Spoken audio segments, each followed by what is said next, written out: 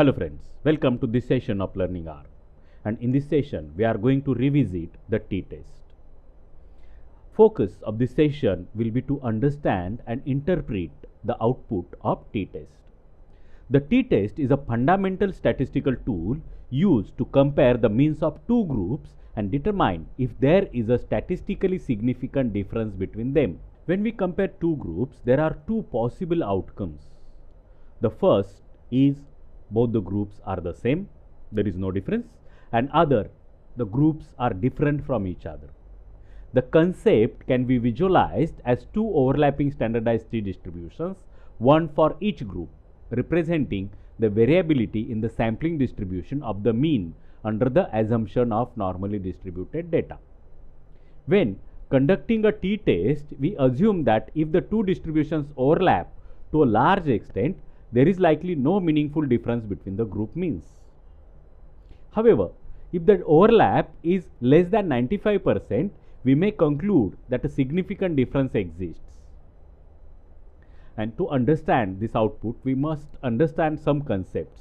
And let's walk through these core concepts that underpin the t-test step by step.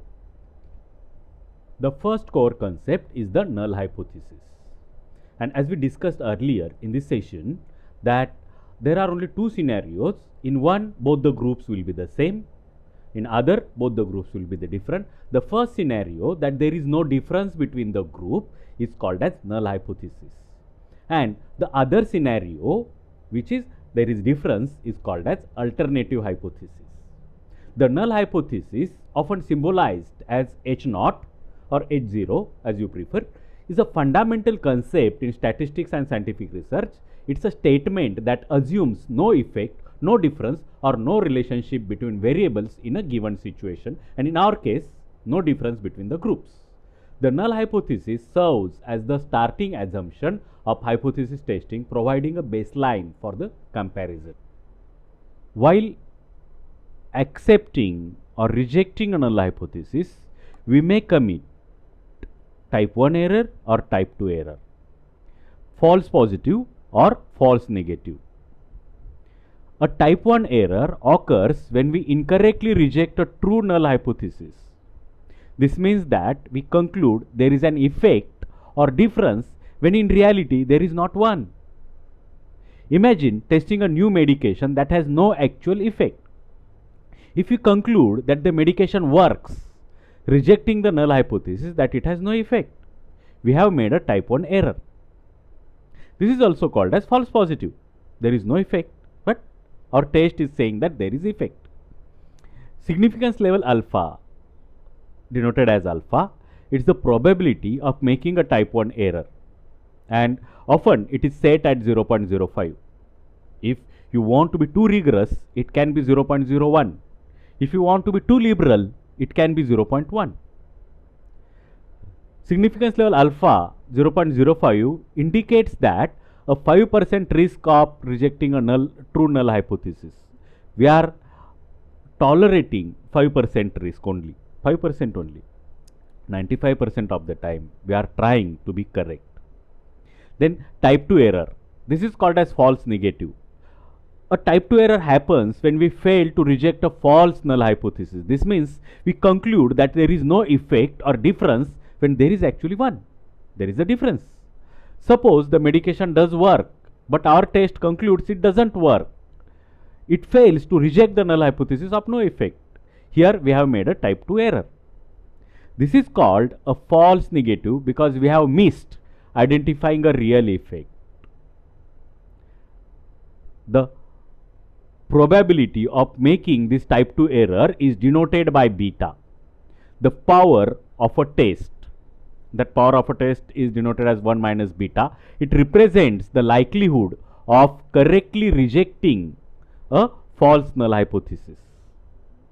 That power is the measure of how reliable our results are, and that is 1 minus false negative or 1 minus beta. This is very well captured in this cartoon. Type 1 error, the doctor is diagnosing that this male is pregnant. That is type 1 error, men cannot be pregnant. Then type 2 error, that the female is visibly pregnant, but the doctor is saying that she is not pregnant, and that's are the type 1 and type 2 errors. And I will give you link for this article. This is a very good article to understand type 1 and type 2 errors. I will give the link in the description. The next important concept to understand in context of t-test is the t-distribution.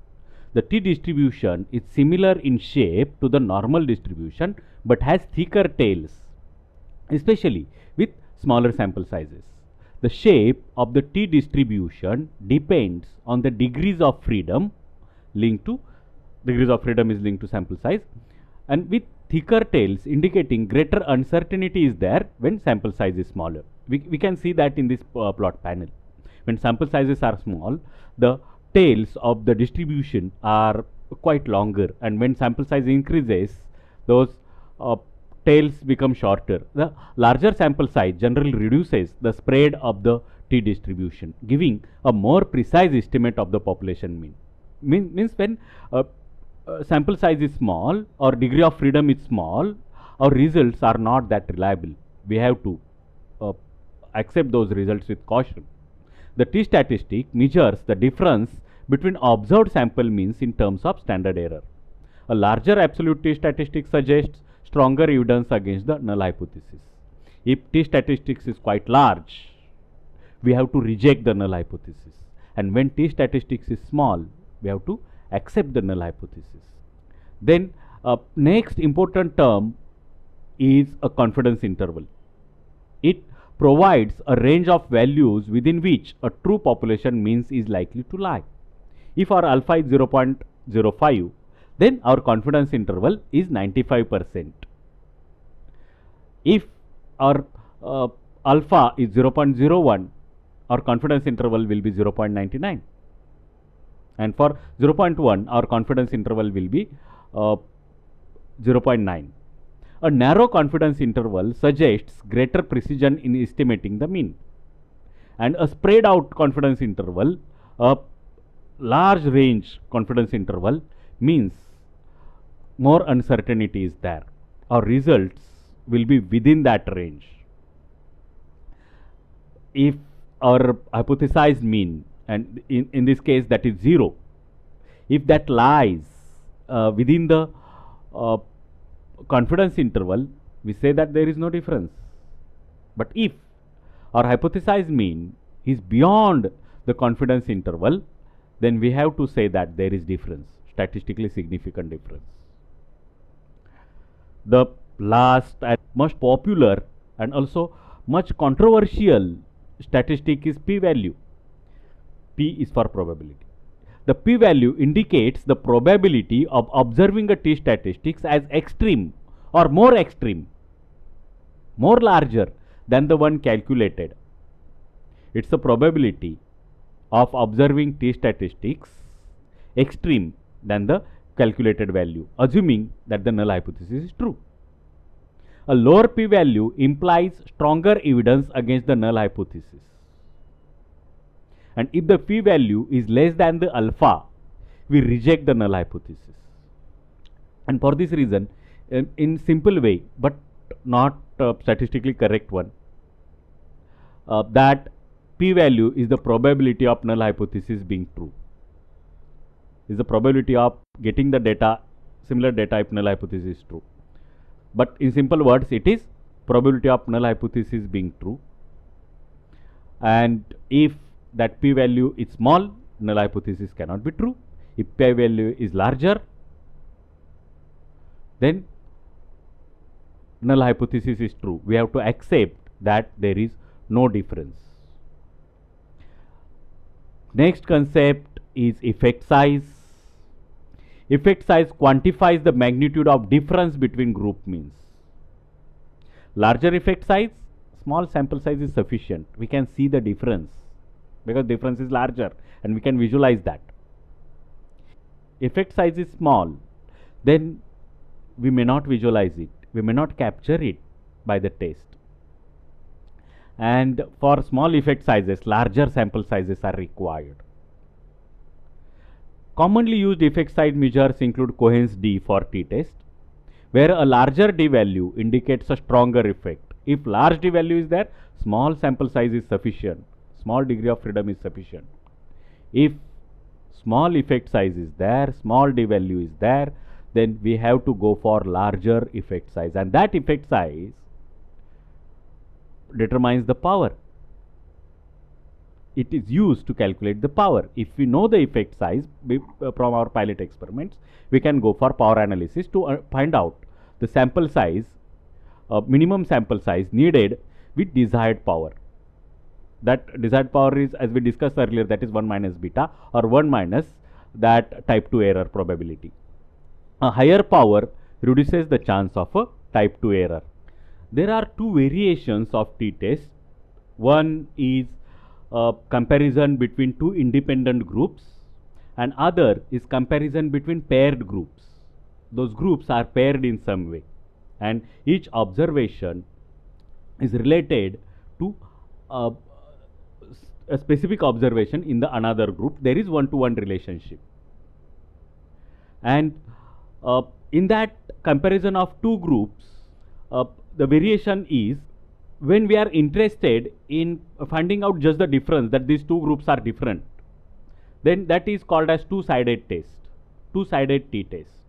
We are not interested in finding which of these two group is better or greater than other, or mean of which group is greater than other.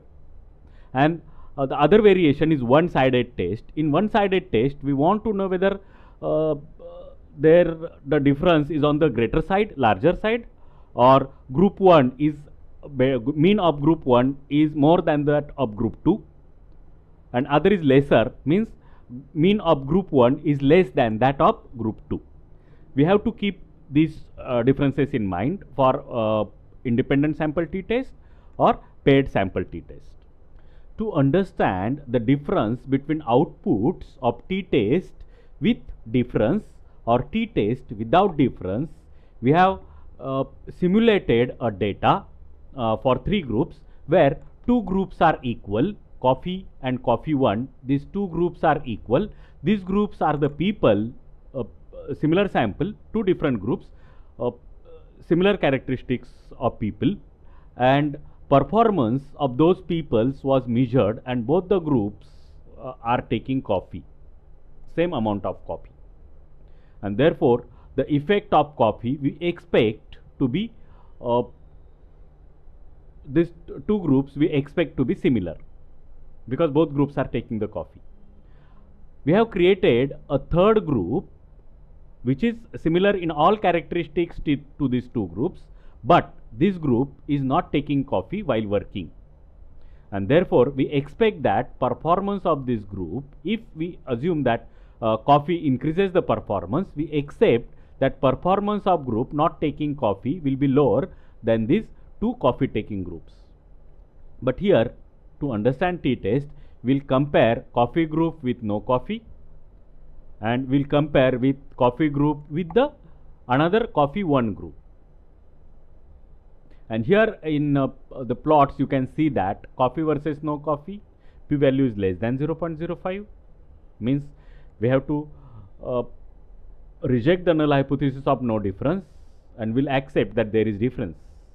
And here p value is greater than 0.05, we have to accept the null hypothesis that there is no difference and coffee versus coffee 1 are the same groups. We can compare this by using the box plots also. Here the box plot is performance of coffee consumers with the performance of other group of coffee consumers, and there these two groups, two boxes are quite overlapping with each other, and these two appears to be subset of each other because these distributions are overlapping, much overlapping, and therefore p value is greater than 0.05. We have to say that these two groups are same. Probability of no difference is very large. Therefore, we say that these two groups are no different. There is no difference in performance of coffee consumers and other group of coffee consumers. When we compare performance of coffee consumers with no coffee consumers, here we see that these two boxes are not overlapping with each other. See the whiskers also. These whiskers also are not overlapping with each other. The range is not overlapping. Therefore, we have to say that these two groups are different. P value is very small. Probability of these two groups, means of these two groups being same, is quite small. And therefore, we have to conclude that these two groups or performance of coffee consumers is statistically significantly different than the performance of not coffee consumers. You can have your data in one of the three forms. First form is you have the data in vector form like this. Other form is you have the data in wide table format where each vector is a column like this, and we'll see this node first. Here you can see that coffee is one column, performance is measured of coffee tech consumers is in this column, and performance of other group of coffee consumers in this column. Similarly, you can do that wide table for difference group also, and in difference group first column will be the coffee consumers, performance of coffee consumers. Other column will be performance of coffee non-consumers. This is wide table format where performance of both groups are in two different columns. And another way, the third way of having your data is you can have tidy data frame. I will run this code. This is not the focus of this video, but I will run this code and get the tidy data frame where I have the performance in one column, performance of both the groups in one column, and each performance will be denoted by its group. Group will be a different column. This is performance of first individual from that coffee group. This is the performance of first individual from that another group of coffee consumers. In the similar way, you can have the tidy data frame for the difference group also, and we'll see the difference group. And here you can see that groups are there. The coffee consumers, this is coffee consumer, this is non-coffee consumer, and corresponding performance is there in the column performance. Means similar observations are there in the same column. And the code for the t-test differs as per your data input. If your data is in vector form, this will be the code that t-test coffee one, these two vectors we are providing. In another one, coffee with no coffee we are providing. Okay, t.test is the function and inputs are your vectors to be compared, coffee and no coffee. When your data is in wide table form, wide data form, then this code is there, your function is there, t.test is the function, the same like this, and there your data frame followed by the dollar symbol and the first column of that data frame, again name of the data frame, and second column of the data frame. These two columns we are going to compare. In the same way, the code will be there for the test with difference. When you have data in tidy data frame format, your syntax will change. You will not have this dollar notation there. You can use the formula interface. That t.test is the same one, and first input will be the formula interface, that is performance is dependent on the group. Here performance is the dependent variable, and group where that coffee consumers or other group of coffee consumers or coffee group, coffee consumer group or and no coffee consumer group. The formula will be like this: performance is determined by group followed by the another argument, that is the name of the tidy data frame. For the test with difference is also the similar syntax is there, t.test followed by first argument in the bracket is the formula interface, independent variable determined by the dependent variable determined by the independent variable, and followed by the corresponding data frame. For all these, output will be the same, just that call will be little different. We'll see the output. For this, I will run the test and we'll see the output for this. I'll increase that. Here you can see that data is there, coffee and coffee 1, and the output is there. For the data frame input, the similar one will be there. I'll run that. And when you run the code, I will provide the script to you. You can appreciate the differences. Here also, the df no difference $coffee data. Here the vector names were there. Here those vector names with that dollar symbol is there. The two groups, and other output will be the same. And for this also, I will run this also, and we'll see that output. Here the call will be different, data will be different. That data is performance by group, and all other output will be the same. Okay, and let's see the output. I have collected together all the no difference versions of the t-test which we applied to the different input data. This is for no difference vector, this is for no difference wide format data frame, and this is for no difference tidy data frame. And the similar are there for the t-test with difference for all three inputs. And then in the another part of code, I have separated those according to no difference and difference to show or to compare the output of no difference test with the output of difference test. Now we'll see these three together. I have selected all those, and we'll run that by pressing Ctrl Enter.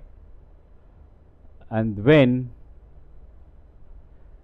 we are there, I will just open up all these three outputs, and here this is the first output for t-toast no different vector, and we have to focus on these three statistics are there. T statistics is there, degree of freedom is there, p value is there, and then this is 95% confidence interval. We have to focus on this also, and this is the mean estimates of x and y, or those two groups which are there. These three statistics are similar in all those three versions because our data is the same. Just three different input formats were there. For 95% confidence also, if you look carefully, those are the same across these three tests. Your data is the same. Mean groups are also there, just wording will be different according to the input data type. For vector and for data frame using vectorization like this dollar symbol will have the similar output, and for long format of data frame there will be little difference in this one. Mean in group coffee and mean in group coffee 1 is there, and this data will be different, but all others are the same for this, and the same is true for this also. I will run this one, that here the difference is there. We have simulated the data to have the difference, and I will again make this one. This line is similar to this line, and this line is similar to this line. All these three outputs are the same if you look carefully. Now, as we have seen that there is no difference because of the input data format vector, wide data frame or tidy data frame, we will select the two tests which we performed here. One is for no difference, one is for data where no difference is there, and other for data where difference is there. I will run that too, and will analyze the outputs, and these outputs are there.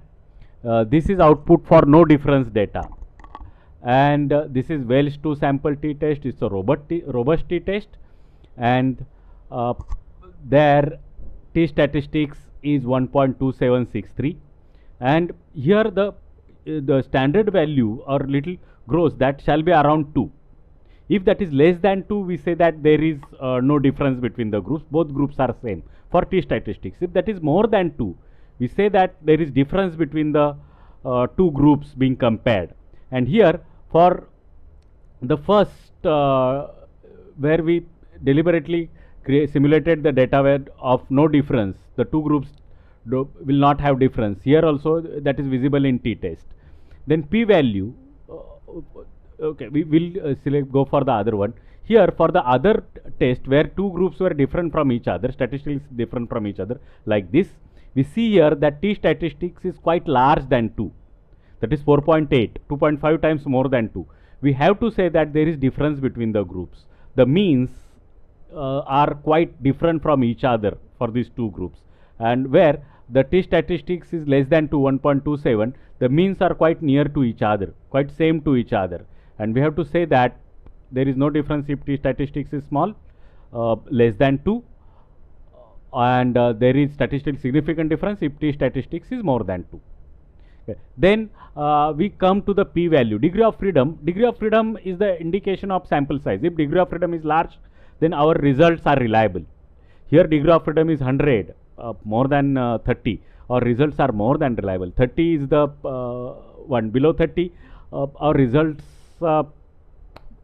sample size or effect size shall be larger to have the reliable results. But here 97 is quite a large sample size, therefore our results will be reliable. That's according to degree of freedom. P-value here is 0.2. 0.2 p-value is quite large than 0.05. As we discussed earlier for that null hypothesis testing, that if p-value is larger than 0.05 or our alpha, we have to say that there is no difference between the groups. Our null hypothesis we accept there, and we have accepted the null hypothesis that there is no difference. And alternative hypothesis, if you reject this null hypothesis, then you accept the null hypothesis. But here we have accepted the null hypothesis of no difference. And if you come here in the second one, you see that p-value is 4.8 into 10 raised to minus 0.6, means 650 you have to put before 4. This value will be 0.00000482, almost 0. P-value is 0. Therefore, we have to accept that these two groups are not same. The null hypothesis cannot be accepted, and for that reason we conclude here, infer here, that these two groups which we are comparing are different from each other. Now we'll go towards the 95% confidence interval, and here in 95% confidence interval you can see that confidence interval is minus 1.30 to 6.0, and our null hypothesis was there is no difference between the groups, means hypothesized mean difference will be 0, and that 0 is within this confidence interval, and therefore we have to say that our mean difference is within that 95% confidence interval. Therefore, there is no difference between the groups. If our mean difference is away from the confidence intervals, if it is not covered by the confidence interval like this, or 0 is not within this confidence interval, 0 is towards left side of the confidence interval. If 0 is towards left side or towards right side of the confidence interval, you have to reject the null hypothesis and you have to accept the alternative hypothesis, which says that true difference in means between group coffee and group no coffee is not equal to 0. The difference is not equal to 0, means those two groups are different from each other. Okay. Then sample estimates are provided. Here sample estimates are quite similar to each other, 100 and 97, and if you see overlap, little differences are there in those values, but still those two distributions are overlapping with each other. Their mean are quite close to each other, and therefore we have to say that there is no difference. And here if you see, those mean differences are quite large from each other.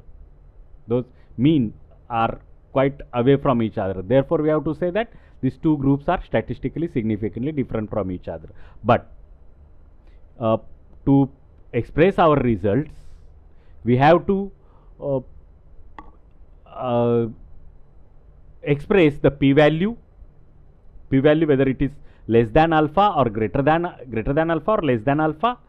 We have to mention the sample size, what degree of freedom was there or what sample size we used, and we have to mention the mean difference also, to express our results reliably, so that our audience will believe on our results and can verify the results logically. That's how we interpret the t-test results. There are other alternatives of t-test which we will cover in other videos. If you like this video, please click the like button. Subscribe to my channel if you have not subscribed yet. Share my videos with your friends, and please comment. If you want to know more, you can ask me in comments, and appreciate also if you want to appreciate my videos. And thanks again for watching.